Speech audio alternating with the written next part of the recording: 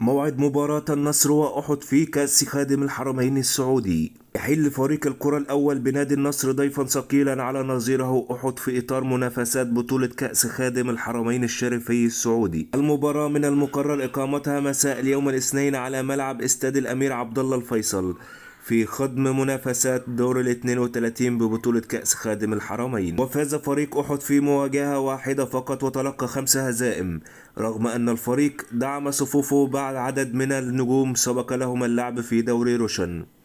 أما فريق النصر فيدخل مباراته منتشيا بالعديد من الانتصارات بعد أن تسيد مجموعته ببطولة دوري أبطال آسيا بفوز خارج الديار على برسيبول لوس الإيراني بهدفين دون رد. ثم فاز النصر في مباراة مثيرة على أهل جدة في قمة الدوري السعودي برباعية مقابل 3 أهداف. شكرا لكم على المشاهدة، والسلام عليكم ورحمة الله وبركاته.